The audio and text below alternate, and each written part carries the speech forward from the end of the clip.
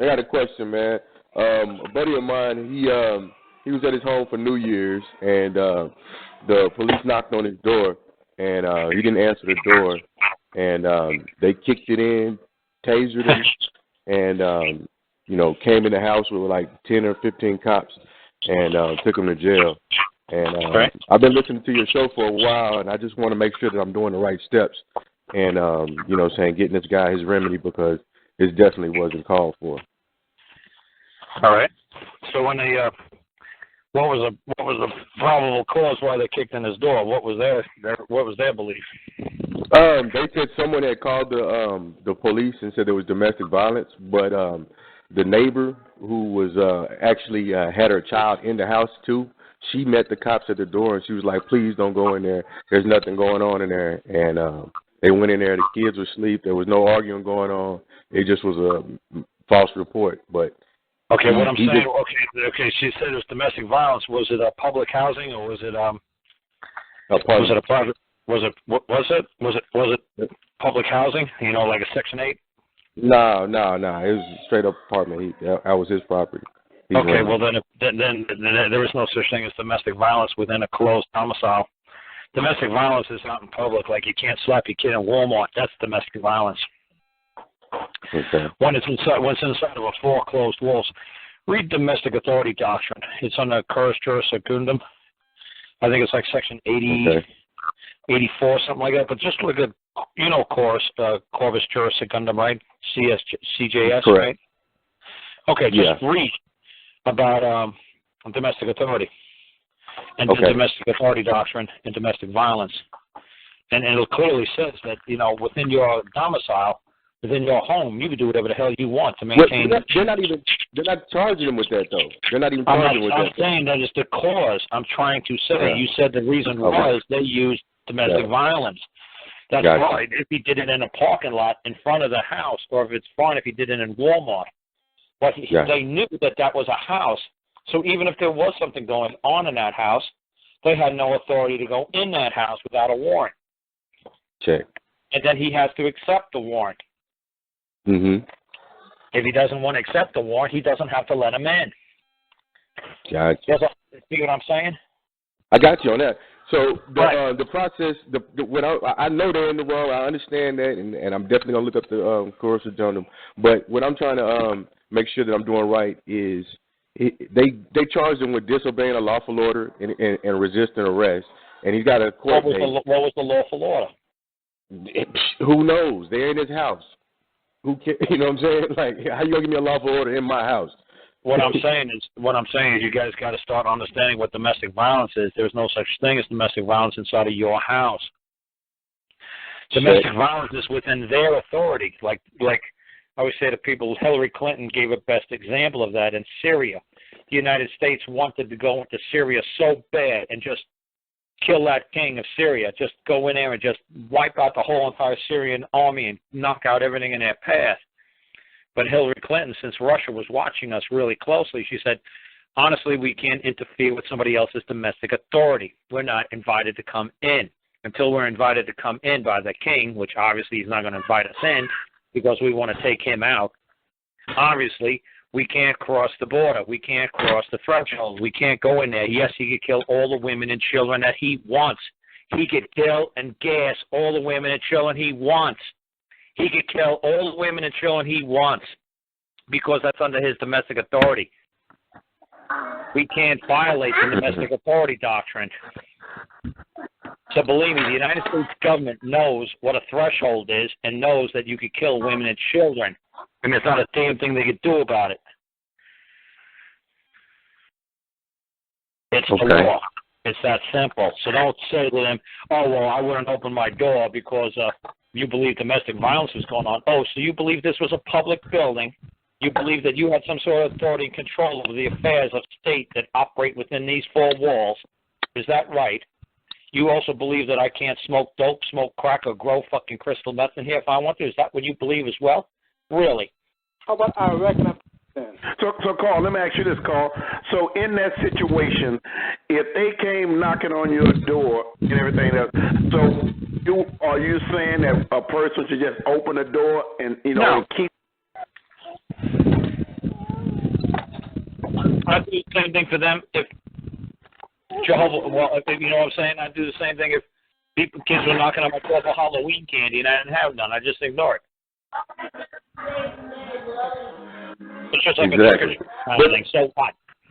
I don't see any benefit opening the door for the kids if I ain't got no candy. I don't see any benefit opening the door for a cop with a gun. I don't see any benefit if the guy wants to rob my house. I don't see any benefit opening my door for a robber. Okay, let's ask this question in. Let's say you don't open your door and they just take it up on themselves and they just knock your door down and then they taser you and then they take you to jail. So and then they make up these accusations. You just fight that a different way then, would you? Yeah, I just make a claim that they trespassed. The claim of trespass. Okay, that's what the call is getting to. That's all I do. And the claim of trespass. In the statements of facts? It'd be 2 sentences long. It'd be the claim of trespass. I made a claim of trespass. Bob trespassed. You know, Bob owes me $1 million. That's it. Bob knows what he did. Mm-hmm. Doesn't matter if he's Bob knows what he does. You don't say Officer Bob. You don't say Officer Bob. You don't say Sergeant Bob. You don't say Corporal Bob. You say Bob, a man. Kicked in my door. They're giving me the runaround on trying to get the man's. I can't get the man's information. He didn't sign anything with his number on it. I've called the police station. They send me through the rigmarole. People on vacation and all of this. So he's going to have to appear. The man who kicked in his door is obviously going to have to appear in court to press charges, ain't he? Yeah. There you go. Okay. Then get him. Then okay. I was trying to be on top of it. Well, no, you could do, obviously, you can talk to the prosecutor, say, don't I have the right to discovery? Don't I have the right to have a deposition or depose the officer? Just go for a deposition. Go for a deposition. Deposition. Then you want to know, because all the information that cop has, it has to be made available to you as well. So you want to deposition him or depose him, whatever you guys call it. You guys either call it deposition, disposition, or depose. Depose. So they're going to say either deposition, disposition, or depose. All right. So file a claim after the disposition. Yeah. There you go. Then you got all the information on the guy. In other words, and that's to the county court. And that's to the county court with the JS-44 form and the 360 block and diversity, correct? No, well, obviously I don't use the JS-44 form at all, man. Why would I want to use the JS-44 form? That's federal. Okay. Why are you going to the federal level? Why are you just taking out the county? No, I just take it to local mom and pop county courthouse. Make a 2-sentence claim. Whatever. Okay. Whatever. If Bob wasn't wearing a badge and he came kicking in your door, how hard of a lawsuit would it take you to write down Bob kicked in my door? He owes me $1 million. But where? Okay, you say go down to the county courthouse. There's no form or that I have to go through them to file. Okay. No. One more time. If I kicked in your damn door, my name is Karl Lentz. How hard would it make you make a lawsuit? Karl Lentz kicked in my damn door. He owes me $1 million. Not hard at all. What kind of form would you need to do that? I'm just trying to cover all the bases. You wouldn't need any damn thing. You just go in there and you just say, Karl Lentz kicked in my damn door. And then I hit him with the process. Like, and then I get the process. Then I get the process server. Yeah, you better believe it. You pay the $55 to get a process server. Bali had a great time with his process server the other day. Bali had to pay $80, which is $136 in American money. I said, wow, that's a lot. He said, but it was worth it. I said, why? He said, because when he handed it to Barry Ross, the cop, he said Barry Ross refused service. So he said the process server said, fine. He says, I'm still going to fill out my affidavit with the court that you've been served, and I'm laying it at your feet. You can do whatever you want with it. So it's funny. He said Barry Ross picked up the cop picked up the paperwork and threw it all over. Opened it up, ripped it up, and threw it all over his yard. Hey, Karl. So what's great about that is now he's been served. He's got 21 days to answer, and it's done. Now, if he wants to put the pieces of paper together and try to read what he wrote, that's fine. If not, he's still only got 21 days. So I don't sue the other cops that came in the house or the police department or anything? You could sue every single man. You can't sue a police department. You can sue the man who walked in the door. You can sue another man. You can sue another man. You can sue another man. Any man that you've seen in there's no such thing as men. You could sue whatever man and another man and another man. And we got a process server each one of those guys. Each one. Yeah, each man. Right, each man. If you believe, I'd just go after the one man. Okay. I'd just pick one man and go after that one man and let him say he didn't do it. The other guy did it. Yeah. Because they're all covered, man, for at least $1 to $1.2 million each man. So just go after one man. Okay. That's what I would do. Just if you go after one man and that doesn't work, guess what? You got 9 other chances in court to get it right. And caller, what is your name, caller? Say again. What is your name? My name is Chris. Chris? Yeah. Okay, Chris. I'm calling out.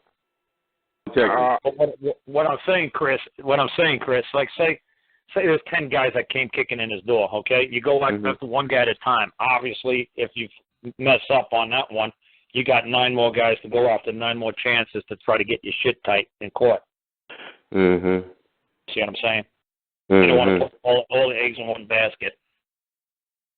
Okay. And how would I go about helping him? Because I've been giving him this information, but you know what I'm saying, he's gonna get involved in it. But I also want to be there to help him out. You be his next friend.